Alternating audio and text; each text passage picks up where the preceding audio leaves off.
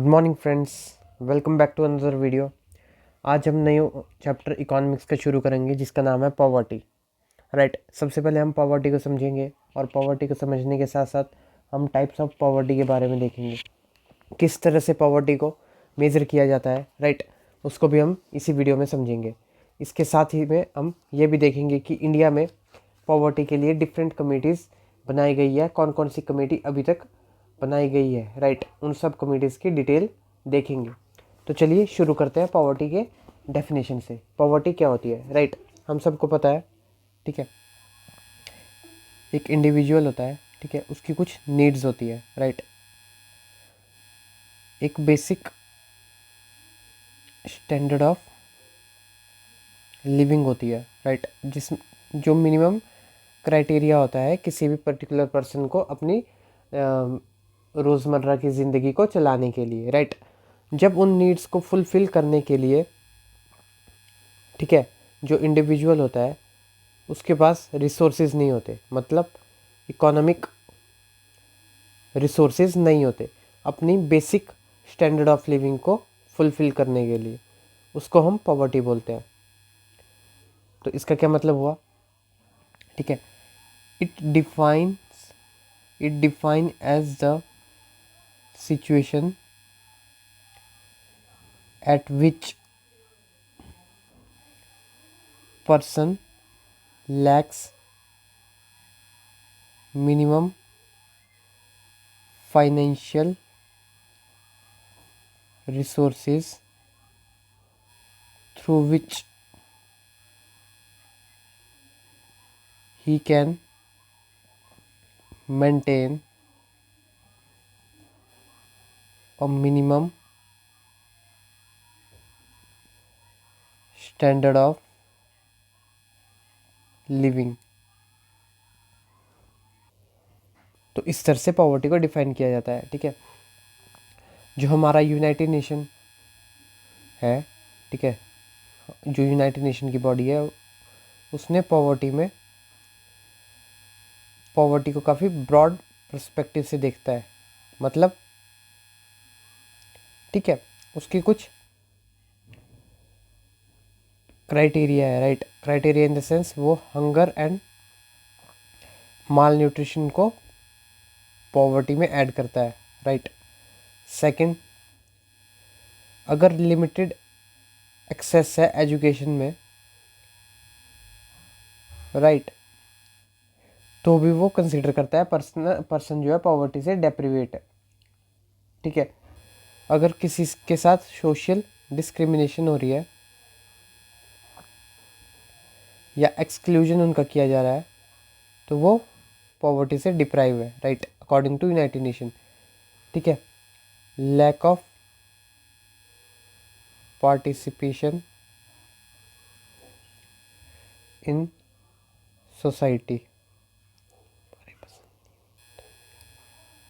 lack of income and productive resources,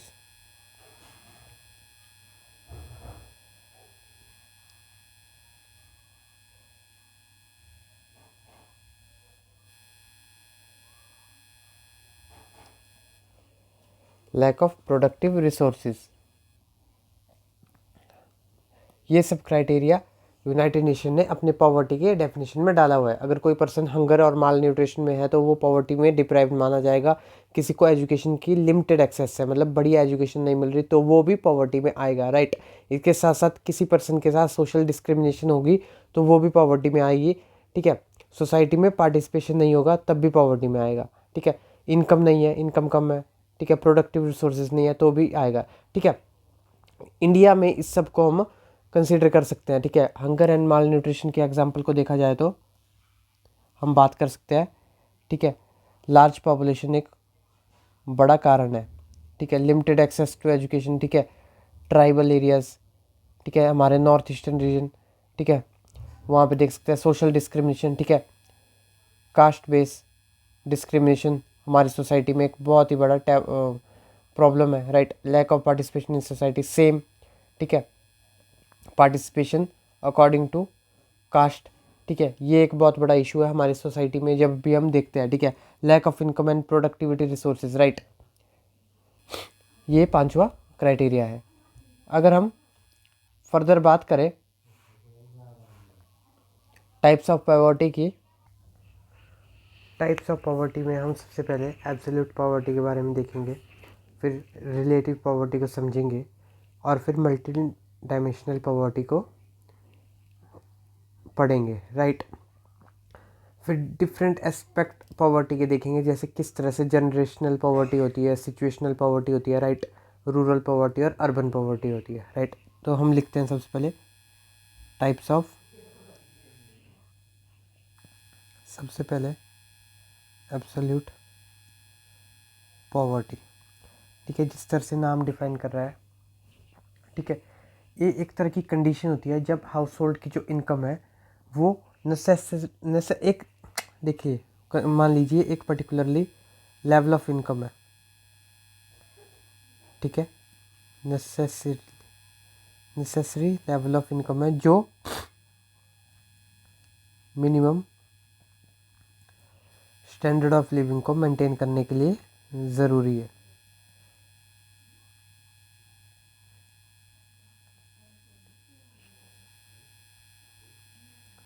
है, right. Absolute poverty का मतलब ये है जहाँ पे हाउस होल्ड की जो इनकम है वो नेसेसिटी लेवल से भी नीचे है, ठीक है, और वो बेसिक अपनी स्टैंडर्ड ऑफ लिविंग को मेंटेन नहीं कर पा रहे, तो उसको हम एब्सोल्यूट पॉवर्टी बोलेंगे। एब्सोल्यूटली, ठीक है, एब्सोल्यूट पॉवर्टी को डिफाइन करेंगे इस तरह से हम, ठीक है, जब, ठीक है, household income is less than the necessary level, ठीक है, टू मेंटेन, जो level to maintain standard of living, right, उसको हम एब्सोल्यूट पॉवर्टी बोलेंगे। सेकंड जो होगा रिलेटिव पॉवर्टी होगा, ठीक है। रिलेटिव पॉवर्टी का क्या मतलब है, मान लीजिए दो इंडिविजुअल है, एक ए और एक बी, ठीक है, बी जो है 20,000 पर मंथ कमाता है, राइट, ए जो है 20,000 पर मंथ कमाता है और बी जो है 50,000 पर मंथ कमाएगा, राइट। तो अब जो रिलेटिव पॉवर्टी है उसको इस तरह से डिफाइन किया जाएगा कि A in relative to B is poor, ठीक है। जब हम पॉवर्टी को किसी अदर पर्सन के रिलेशन में अपने आप के साथ रिलेट करते हैं, ठीक है, जब हम दो किसी ऑब्जेक्ट्स को रिलेट कर रहे हैं उन दोनों की, ठीक है, बी का हमने सेट कर लिया 50,000, तो जो ए है वो बी से पुअर है क्योंकि बी की सैलरी ए से ज़्यादा है, ठीक है। तो रिलेटिव मतलब कंपेयर करके जो पॉवर्टी हम निकालते हैं उसको हम रिलेटिव पॉवर्टी बोलते हैं। A in relative to B is poorer, ठीक है, टू बी इज़ पुअरर, इसको मैं साफ लिखता हूँ, A in relative to B is poorer, ठीक है, ज़्यादा पुअर है ए, ठीक है। उसके बाद हम बात करेंगे मल्टी डायमेंशनल पॉवर्टी, राइट।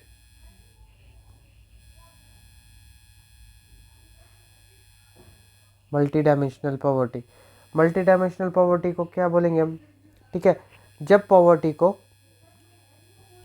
ठीक है, जब पॉवर्टी को वेरियस एस्पेक्ट में कंपेयर किया जाता है,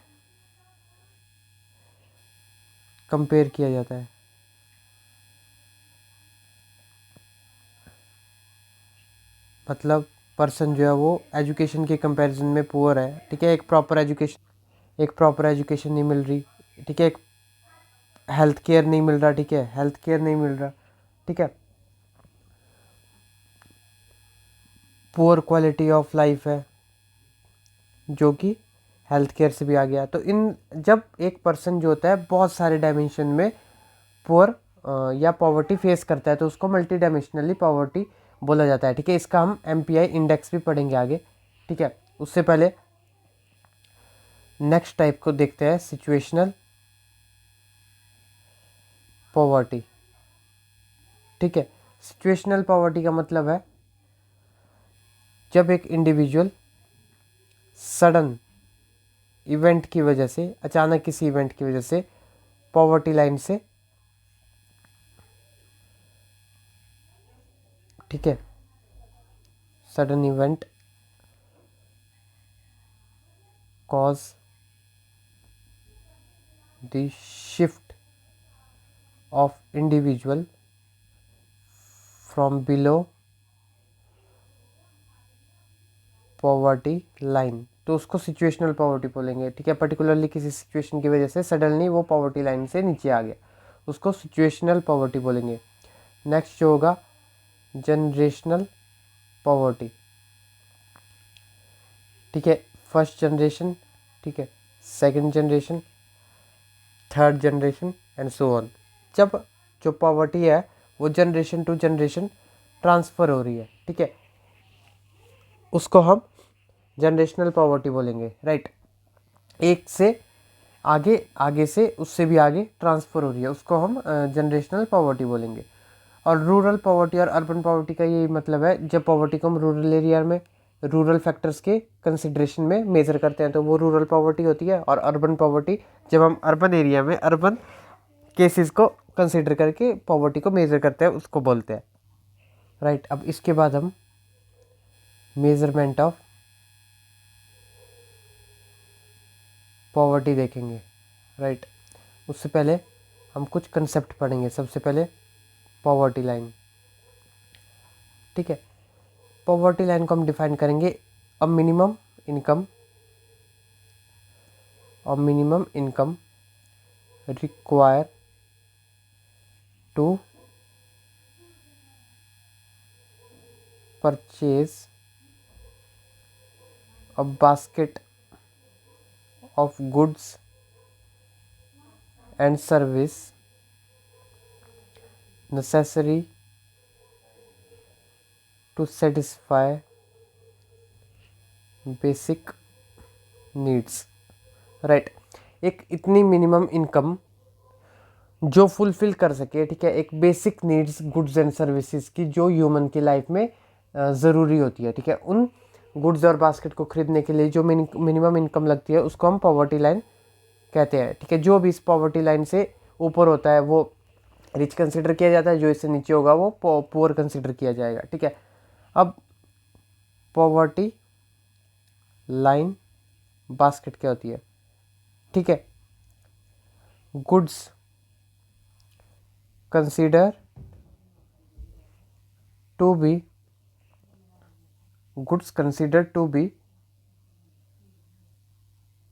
important to satisfy human need are considered to be poverty line basket. ठीक है, वो गुड्स जो ह्यूमन की नीड्स को सेटिस्फाई करने के लिए इंपॉर्टेंट माने जाते हैं उनको पॉवर्टी लाइन बास्केट हम बोलते हैं। राइट, इसके साथ साथ एक और कंसेप्ट आता है हेड काउंट रेशियो। इसके ऊपर हमें बहुत से क्वेश्चन देखने को मिलते हैं और इसको भी बोलते हैं पॉवर्टी रेशियो।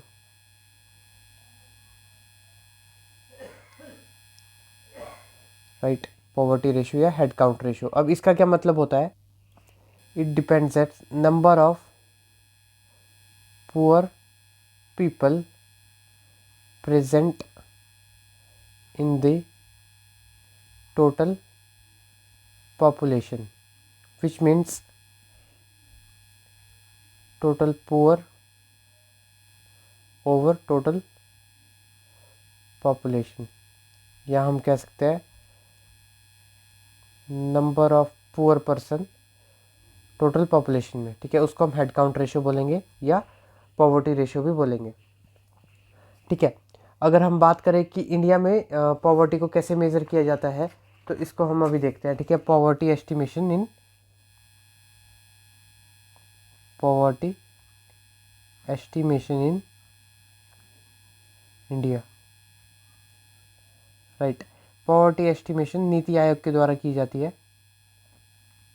ठीक है। नीति आयोग की टास्क फोर्स है वो करती है, और इसका जो डाटा है वो कैप्चर करेगा मॉस्पी,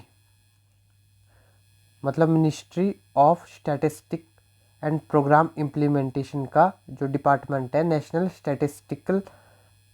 national sample survey office NSSO, ठीक है, वो ये डाटा कलेक्ट करेगा ministry of statistics and programme implementations का जो पर्टिकुलरली एक डिपार्टमेंट होता है, नेशनल सैंपल सर्वे ऑफिस, वो डाटा इकट्ठा करेगा, ठीक है। और पॉवर्टी लाइन्स के बेस पे ये डाटा इकट्ठा करते हैं, ठीक है। ये पर्टिकुलरली याद रखेंगे कि नीति आयोग की टास्क फोर्स है जो पॉवर्टी लाइन एस्टिमेशन करती है, और मॉस्पी के थ्रू NSSO के अंदर जो डाटा कलेक्ट किया जाता है उसके अकॉर्डिंगली हमारे यहाँ पे पॉवर्टी एस्टिमेशन किया जाता है, ठीक है। पॉवर्टी एस्टिमेशन के लिए हमारे पर्टिकुलरली कंट्री में वेरियस कमिटीज़ हमको देखने को मिलती है, राइट। जैसे VM दांदेकर, YK अलग कमेटी, ठीक है, तेंदुलकर कमेटी, लकड़ावाला कमेटी मतलब, ठीक है, या तेंदुलकर कमेटी जिसकी अभी मैंने बात की, रंगराजन कमेटी, ठीक है। एक टास्क फोर्स 2015 में अरविंद पानघरिया की बनाई जाती है, जो अभी हमारा अरविंद पानघरिया अभी भी न्यूज़ में थे, ठीक है। बेसिकली जो फाइनेंस कमीशन है उसको हेड किया था इन्होंने, ठीक है। तो इस तरह से इसको हम इन पर्टिकुलरली कमेटीज़ को हम अगले वीडियोस में देखेंगे, ठीक है, और समझेंगे थॉरली कि इन कमेटीज़ ने क्या क्या रिकमेंडेशन दी थी। तो फ्रेंड्स, आज हम वीडियो को यहीं तक पढ़ेंगे, तो आप प्लीज़ लाइक कीजिएगा, सब्सक्राइब कीजिएगा और कमेंट कीजिएगा वीडियो में, ठीक है। डू सब्सक्राइब, ठीक है, ज़्यादा से ज़्यादा सब्सक्राइब कीजिए, क्योंकि सब्सक्राइब आप नहीं कर रहे हैं, ठीक है। Do more and more subscribe, जिससे कि मेरे सब्सक्राइबर रेट भी बढ़े। Thank you very much.